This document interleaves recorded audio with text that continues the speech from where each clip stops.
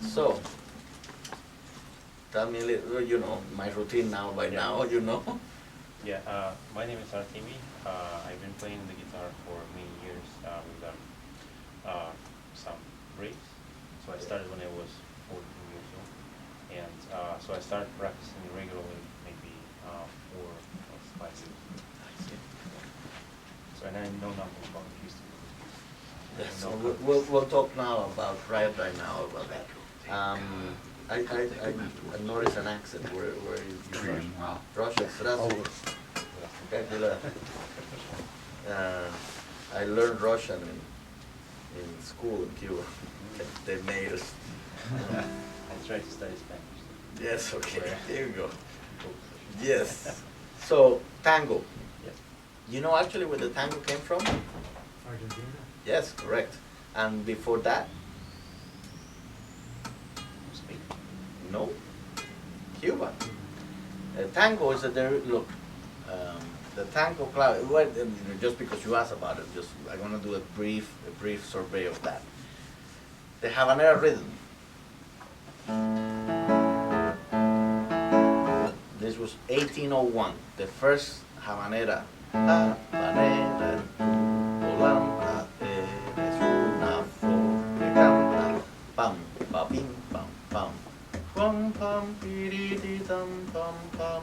So in the tango, what they did, in the habanera you have pam, pa, tam, pam, pam, pa, pam, pa. 1, 2, 3, 4, 1, 2, 3, 4. In the tango, they tied the 2 and the third. 1, 2, 4, 1, 2, 4. So I will interchange it, so you notice.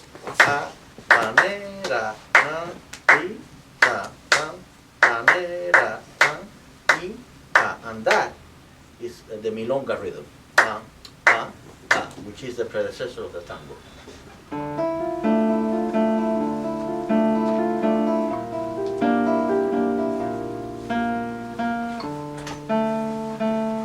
And then the tango, they deviated from that. And it went back to Havana, and from Havana made it to Spain. So the whole thing that we only got music from Spain into Americas is not completely true. There was a vice versa thing going on for a while. Actually, the sarabands from the Baroque suites, do you know where the sarabands are from? Mexico. The saraband was actually created in Mexico and went back to Europe and became part of the French, of the Baroque suite as a slow dance. So in the case of tango, pam, pa-dam, pam, pam, pa-dam, pam. So in this tango by Albeniz, he actually does the habanera rhythm. Pam,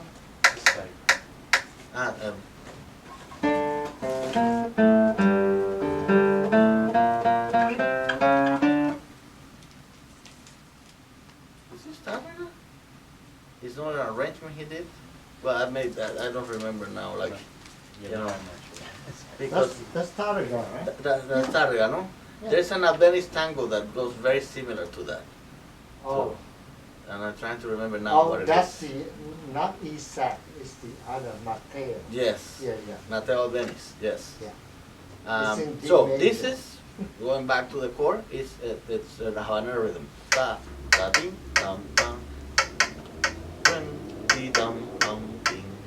Bum, bum, dee, baby, dum, dum, ding. One, bum, bum, bum. And it maintains the whole rhythmic pattern. So you have the melodic element and then the rhythmic element within that. So I'm gonna let you play and then we talk. I'll stop you, maybe I'll let you play through. I don't know, depending on how we're doing. Time. I swear there's this very famous tango It's a D. that is exactly on that same introduction. Re, do, di, bum, bum, ba, bum, bum, bum, da, dum, bum, bum. The other one is in D major, Yeah, the Mateo. yeah.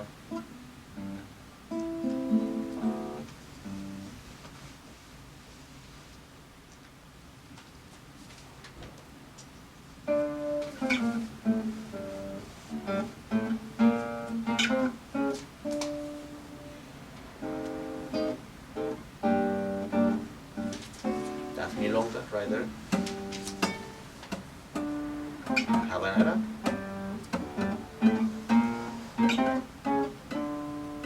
Milonga. Ta, ta, ta, ta.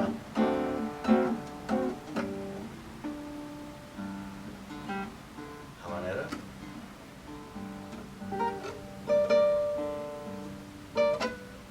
That's okay. Go ahead.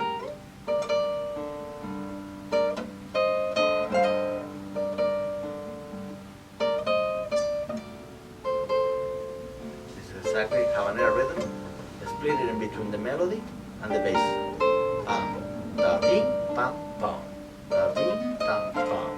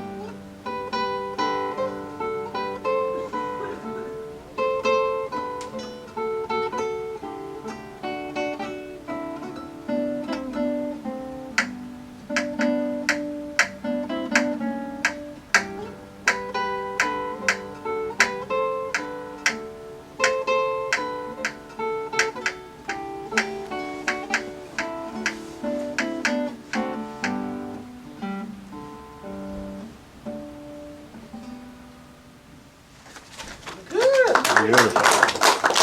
So, do you hear a little bit now, like the difference between tango, habanera, because the accent is a little bit different. So,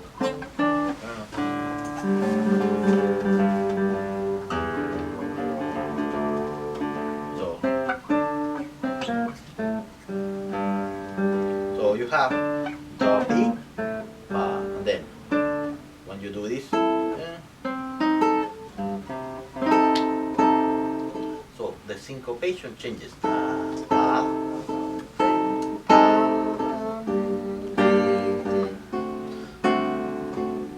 Where the stress goes when you actually are aware of tan, ta tan tan tan, ta tan tan milonga, ta tan tan ta ta. Okay? And then that will help make a more clear decision about how to tackle the tight note. Okay? So let's do it again. You're actually intuitively doing also the right things of articulating.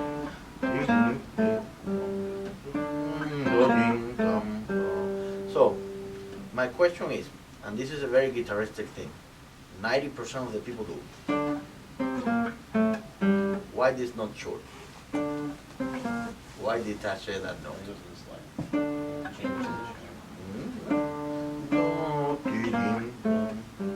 I will actually don't make the first note short, long, short, long. Instead of. That's too many subdivisions of that you're not getting the syncopation.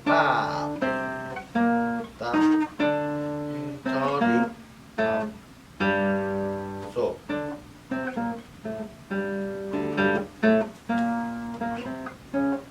I would do long, di-da. That helps the phrase a lot better, and it's more in accordance to the rhythm of the habanera. Yes, you hear many recordings actually do people doing it. And it's kind of embedded like in our listening because you hear guitarists playing that, then immediately you subsequently do it without understanding why are you doing that and if actually you should do that. I like better when it's long, long, di-di-da. That makes the landing much better. So long, long, long, then. Sorry, I'm out of tune. So let's do that again. And think, even though that you have to do the same fingerings, you still can make that note long. Yep. Okay, now, why did you do the last note? Dum. This note, why short? You're cutting it here. See? Yeah. Why cutting it? Yeah, I listened to Pepe Romero. I know that. I know, but like that's the thing. When you are stealing ideas, then you are not going through the process that Pepe went to get there. And I understand. It's like, well, you know, if I imitate the best, then it's probably right. Yeah. There's a partial truth to that. We all need to learn from imitation. When you don't know what to do, then you imitate first. But eventually, you need to make your way back into, okay, why am I doing these choices? Because when you're doing someone else's interpretation, I don't know how to describe that. As a listener, I hear that the interpretation is not yours, that you don't own it, because there's something embedded into knowledge, into a knowledge of making a decision a certain way, that when you perform it, it comes out much more succinct and much more deliberate. Does it make sense? Yeah. You're correct. Like, Pepe does that. I know that. But like, Pepe does that because Pepe liked it that way or whatever. You know, I'm telling you, in the Habanera rhythm, like Tarrega never did. And cut there. It helps the sensuality of the tango. When you're making it all short, then it's all too.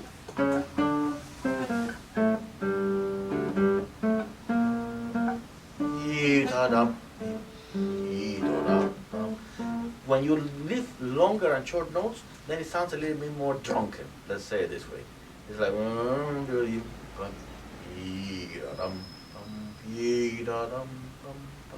and it helps the phrase. Now, in other words, I'm not telling you that what you're doing is wrong. I just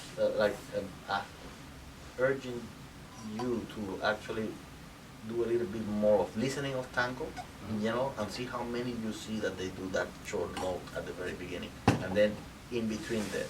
You know why Pepe cuts this? Because it helps the line and the clarity of this. But you can do the same without cutting so early. Long, sorry, short, right? As I'm gonna play the D. Instead of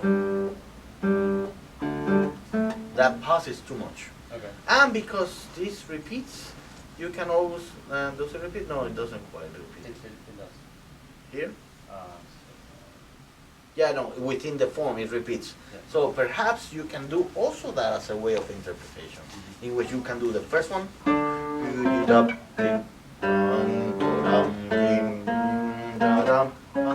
and then the second time.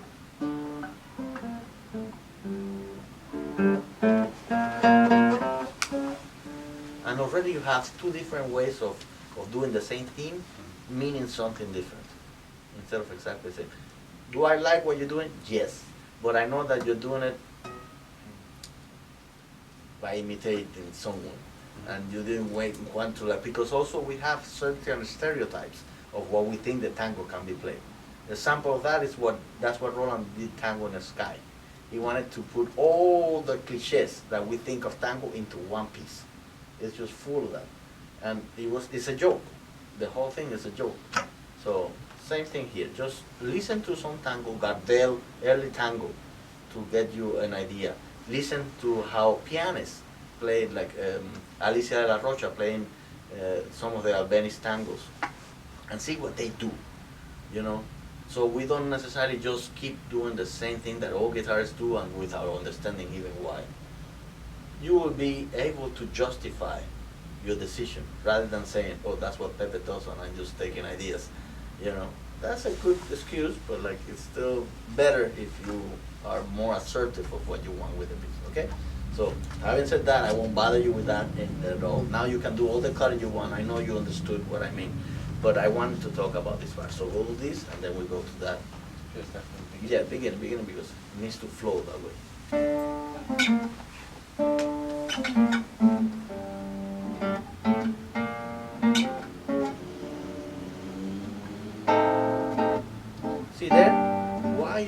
short.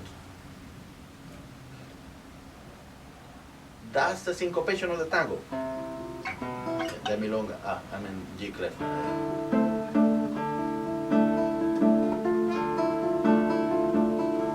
You don't do this like ever in the milonga of the tango, like never. So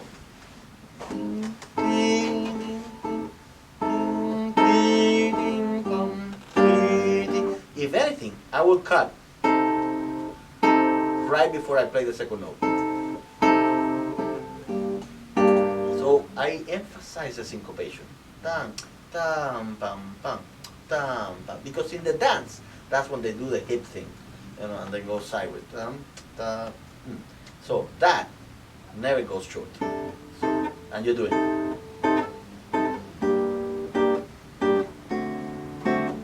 So a dancing of tango, when they see that, they wouldn't know what to do with that syncopation, and you're there. It's like, how do I dance that exactly?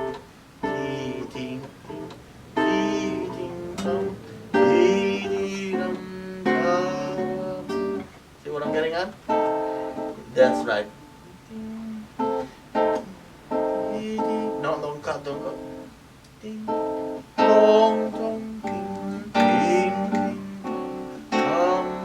And it has also, it gives this feeling of longing.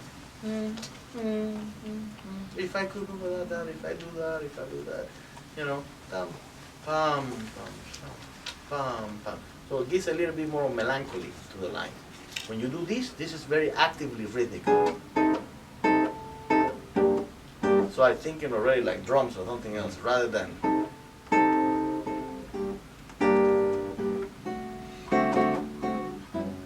Okay? That's okay, yeah?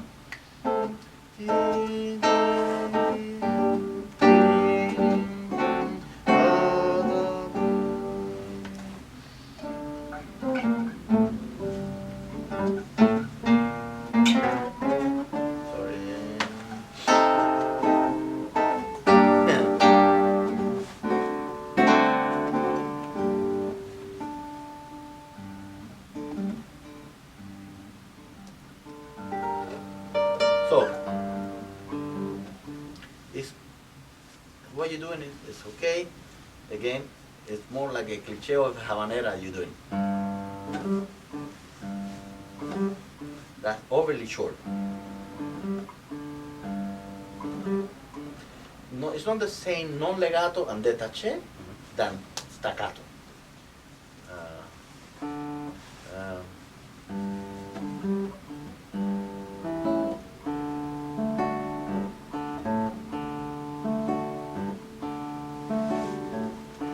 That's a habanera rhythm. Versus this. That creates too much stress here. Non-legato, and then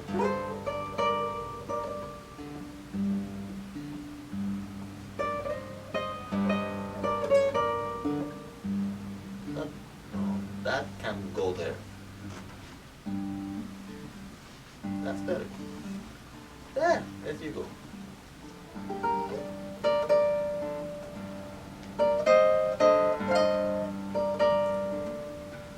That's okay, you got the idea.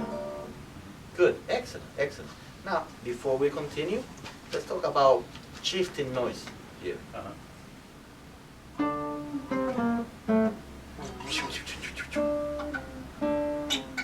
Yeah, can I have that? Not that. Better. So, again, you can maintain the line on the top and shift. You know how I got obsessed with that? I remember I was playing in a master class when I was a graduate student at Yale. And we went to play to Seymour Bernstein, a very famous pianist in New York. And Seymour, I was playing for him Turina Sonata, and he has that whole thing, that whole introduction.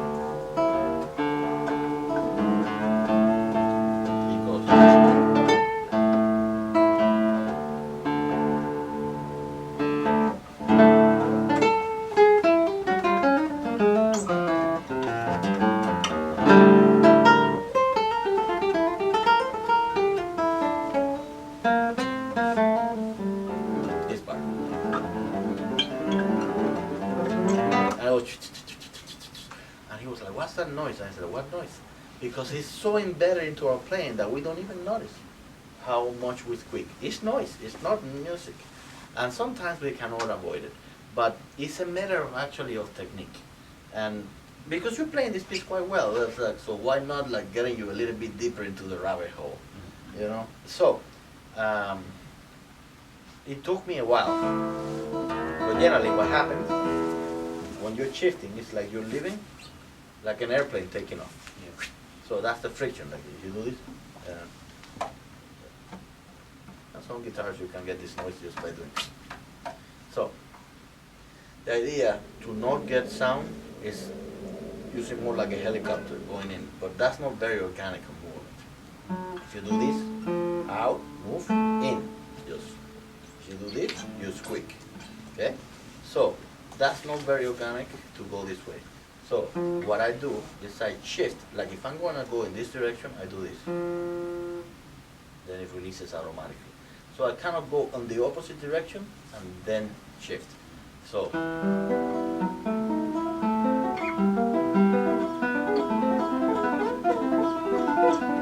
also putting the fingers flat, the callus is dry. And when the callus is dry, that's what makes the squeak even much more prominent. So if I do this, play the beginning of your tempo, and now I want this finger flat, completely flat, almost like a bar. Go ahead, play now. See, already immediately a lot less squeaking. See that? Now on top of that, be softer on the shift. If you ever seen the Assad brothers playing, very often they do it and they lick the fingers when they're playing, which is disgusting, but like. But what they're doing is they're softening the callus.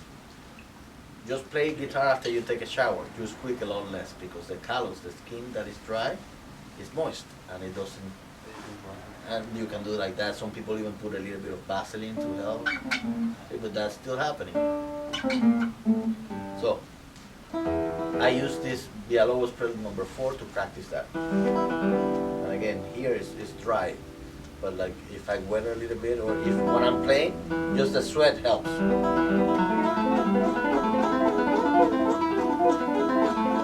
And these are new basses.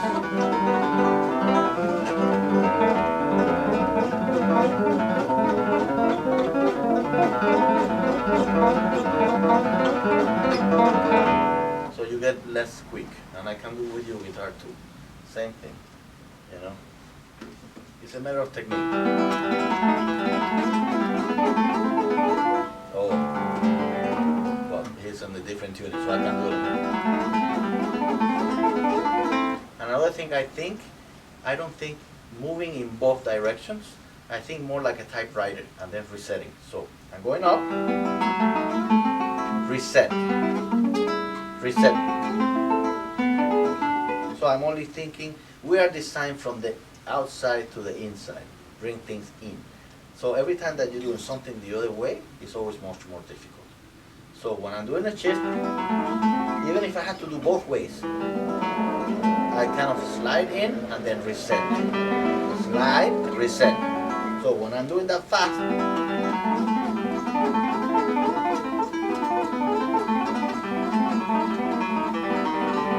it helps on the shifting. So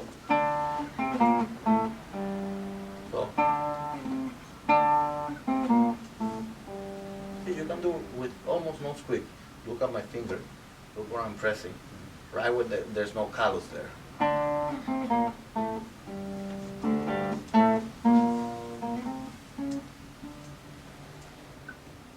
Does it make sense? Yeah. Why? When the playing is already good enough to go there, it's like, you know, where you go next. Where you go next, you think carefully about your staccatos versus long notes. If what you want to do and be informed about that, non-squeaking in the left hand, because it will make it much more enjoyable. For guitars, we will all zoom it out because we already know it, that that's part of our instrument. But every other musician will listen to that as noise, you know? Then syncopation, when are you gonna short or not? How are you gonna help to be a little bit more, you know, sensual, not too short on the touch here, and then here singing more.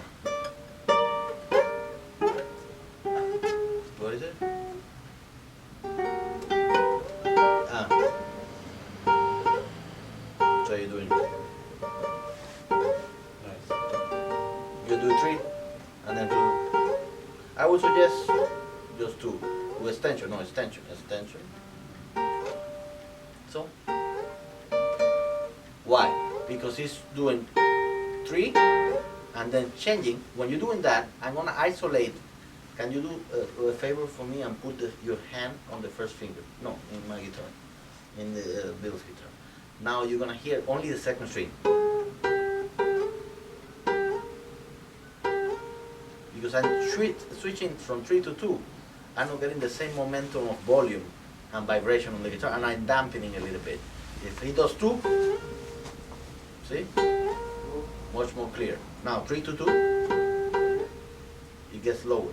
The secret, if you want to do 3 to 2, is to have second finger behind it. Then it will work. See there? So you can do 2-2 or 3-2, but with the finger behind. If you have the finger in the air and you do that, you're gonna have a good D, but not a very good A B flat. Sorry. See that? And that sinks. Now let's do it with 3. Let's do it with 3, but put 2 behind. There you go. That also works. You see the difference? Yeah. And you hear the difference. Good.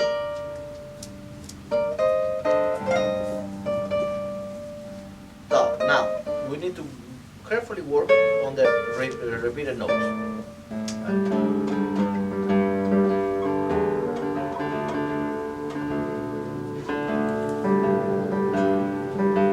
So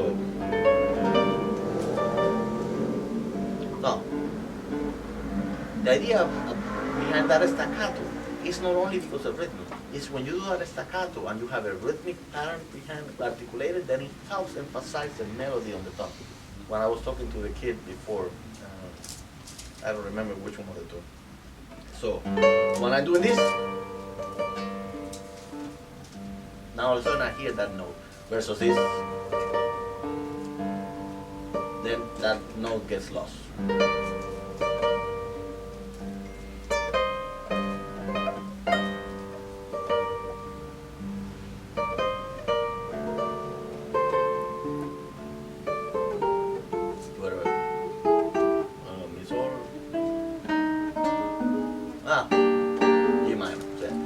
Let's do that really quick do it now without any bass, just the melody.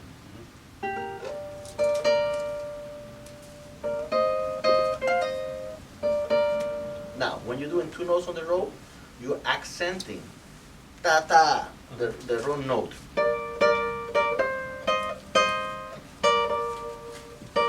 Yeah, And you do it.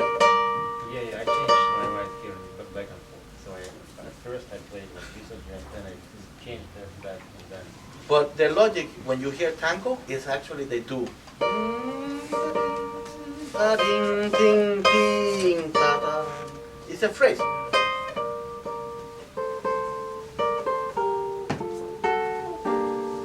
So I would do.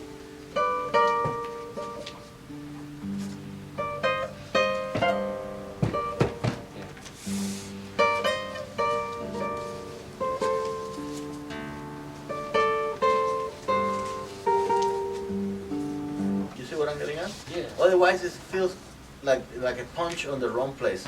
Tam pa pam ta ding ding prang pa pa ta ta goes down. Never towards the down For beat. example, I copied the German, because he also had does that. That's a mannerism that he's putting in there.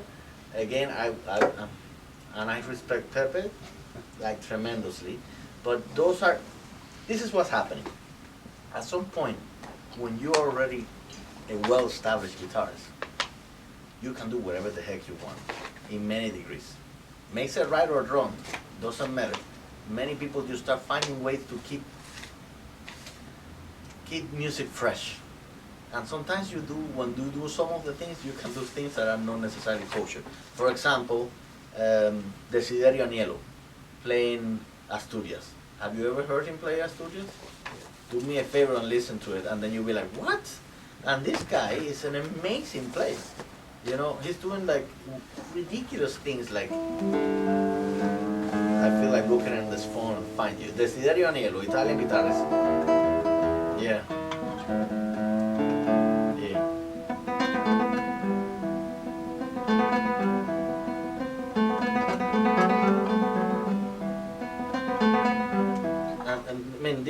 only the tip of like gentle what he actually does there. And it's not because he cannot do it straightforward. And he actually plays, he's an amazing player. It's just that he either getting bored and he's trying to do some weird things that sound musically, because, I'm sorry, when you listen to Glenn Gould playing the Bach Goldberg variation when he was 23 and when he was 68, it didn't become ridiculous and he just didn't change to a completely different thing. He just got a little bit more to the chord, played a little slower, filled more the intervals, but not start changing everywhere just because you can do it. And he's always singing. Yeah. He's always humming. You're humming underneath behind it. So you know what I mean? It's like that accent there is wrong. You won't find a single tango that will have that. I guarantee you. You know.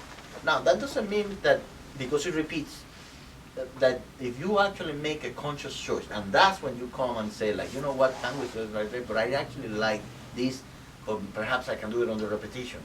One, ta-da. So you do this first time. Ah. See what I'm getting at? So you can do. It's like a bouncing ball. That goes with the phrase. One, ta, ta. If you sing that, you will now do tan ta ta ta ding ding ding ta ta. Never. Maybe a good idea to go back and listen to some Carlos Gardel. Carlos Gardel. You know. I think there was a lot of that in Cuban music. Your program last night, a lot of those, like habanera.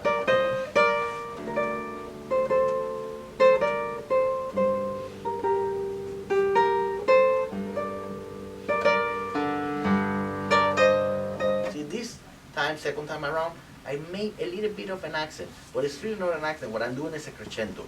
So.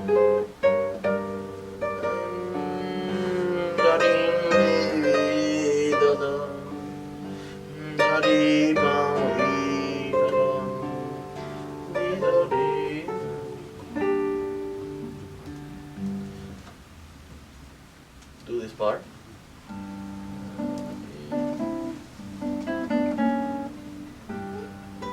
Okay, the same idea of the portamento there.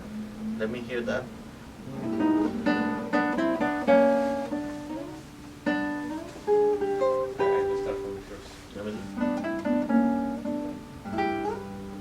Oh, so you go down. Let me see. Then when you do that, you're cutting the D.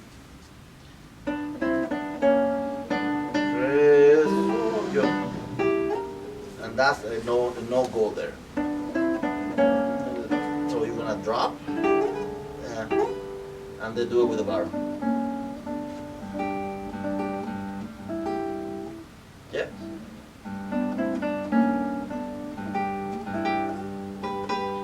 See what I'm getting at? Yeah. So you connect the D. Now it's not very easy to get a good sound on the bar. I know that. So then it's what I would do. Then a different finger here, and that's what I was trying to get at. What you cannot do is cut. That's a mannerism that is like not needed.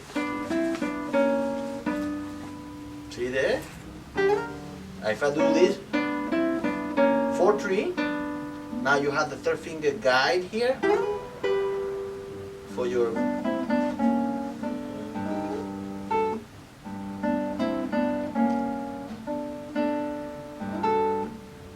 Yeah, you work on that. You're like exactly.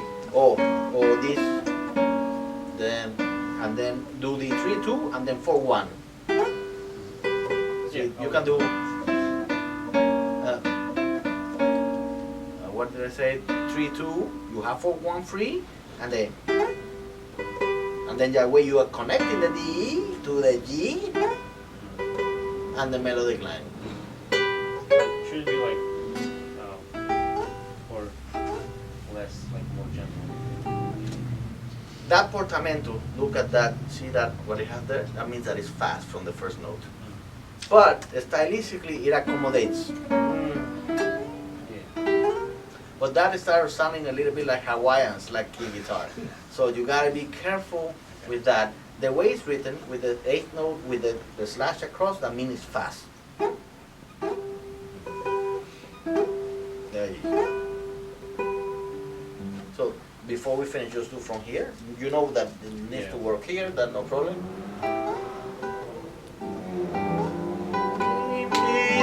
Now, this time it's a little bit much more melodic, and the line is crossed. So the tache here, the staccato, not so pronounced.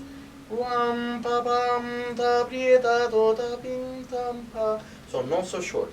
Go ahead.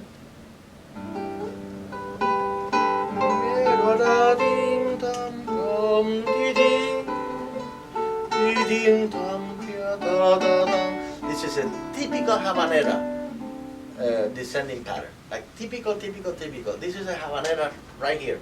Pretty straightforward. Habanera, like Havana. Like habanera.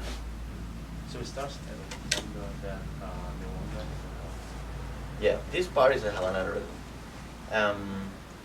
Well, everything is a habanera, really. Like the habanera is the core of everything. It's exactly the same thing. I'm just trying not to be like, you go.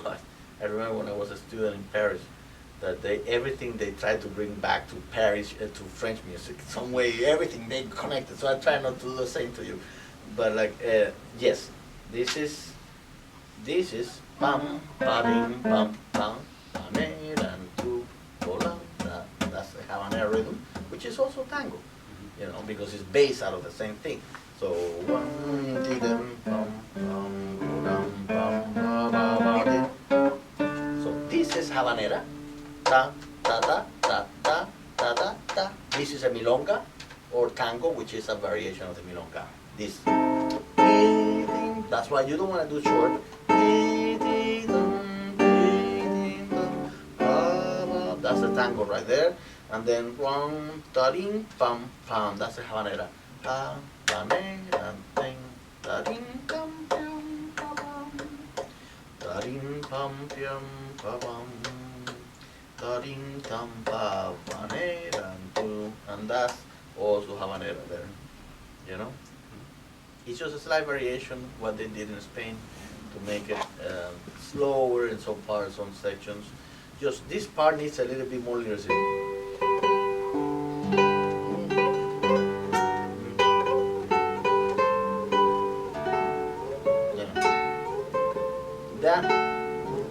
That what you were trying to do here. That's why he does that, by making this note longer. It's the same idea that you wanted to do. Is this longer or not? That's what it's reflecting here. When you go here, you do piano,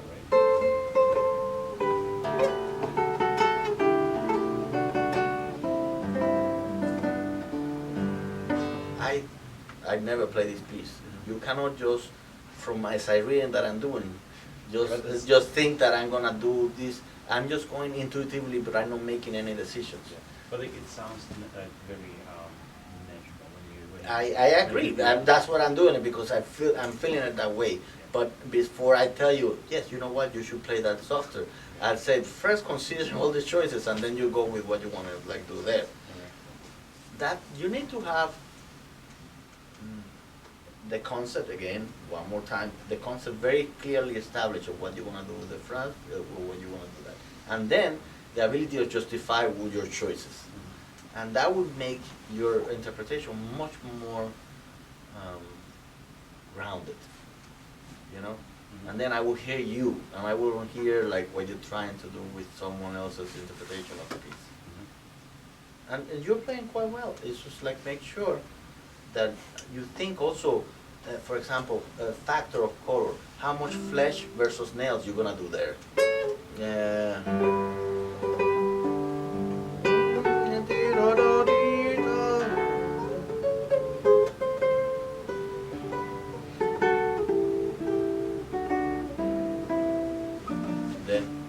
Then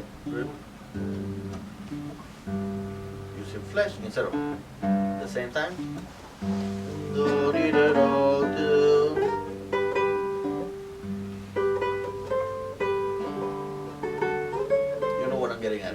getting a little bit creative with the using of, because one of the things that guitar does have that, and I'm gonna say this, and other instrumentalists will kill me for it, but our instrument is one of the few that can actually create very clear color changes, very clearly established. Like, of course, the clarinet, all the instruments, they can get dolce, they can get like nice, but here is very, very distinct, and we need to exploit that. And the use of nail versus flesh.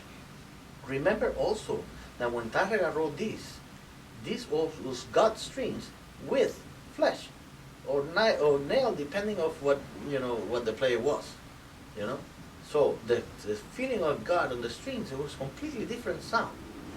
You know how I was just in Sheldon early collection. He has one of Tárrega's torres in there, and one of his favorite instruments that the viuda, the widow of Tárrega, sell to a girl in Cuba, a rich family, and the dad sell to Elias Barreiro, and Elias Barreiro sell them to Sheldon Ehrlich. And they has all the documentation. It's like a bill of sale in each guitar and all of that. So, point of the story is when I actually played that guitar with gut strings, then I realized that the modern concept of how we played Tárrega, it was impossible in that instrument to be done that way. Tempos, I'm talking about tempos, I'm talking about color and attack and all of that, is because the instrument demands something else. And the gut string demands something else. Oh, entirely different. So what you think that you know from Tárrega's music, from listening to Pepe Romero or any of us modern composers playing on nylon string on different type of instruments that have a different demand sound and volume, etc., etc., etc., has very little to do with what Tárrega did. You can see a video of me playing Adelita on Tárrega's Torres, and I had to change everything. I wanted to play the Gran Jota, and I couldn't do the fast passages that one. None of that worked the same way there, and I couldn't attack so aggressively in the instrument. So therefore, the tempos, the pace of life was slower back then. Everything took time. Not like us. We get in the car and we're like, when Paganini was touring near Europe, he had to get in a carriage for a whole freaking week before he got to Paris, So the life pace was different. The instrument, the way performing, the breathing, everything was different. And we need to keep that into consideration when interpreting this music, to some degree, or at least be curious about what was done, on other instruments. Other instruments have, like piano, the pedagogy of piano got established a lot sooner than guitar because they had big composers writing for the instrument that actually created a different demand of technique and everything else. Like right now in the United States, there are like 5 different schools thinking of how to play the guitar differently. You have the Romero school, you have the Shearer school, then you have this, you have that, you have me. The idea is that still we need to be familiar with each other's and past build educated present. So when I make a decision of doing this way or that way, then I have a clear intent on the performance. And you actually playing it quite lovely. I listen to this and I say like, well, that sounds pretty. But I don't want to say just some pretty, that sounds deep. It's probably what I would like to go more. Like, I may agree or not agree with what you're doing, but I understand that there's a clear concept behind it, which is what you're doing also with Pepe, but it's Pepe's concept, it's not quite yours, So you need to mold it into something by informing yourself into making some good decisions of what you like better than. And if you end up, and there's a different thing, if you end up to doing exactly the same thing that you're doing now, if you go back to Pepe, but now you have all this information underneath that you went through, so you don't never quite go back to that same point, even if you're performing the same concept of articulation. If you end up on the same decision at the end, now it has a complete background underneath of information of why you arrived there. And then the way you perform that is different. Thank you all. Thank you, Rene. Thank you, Rene, for the master classes. Thank you. Thank you all for the patience, for listening, and for coming to the concert, for supporting the guitar. Where did they go? It's a great thing. We're good. We can clean up on Monday.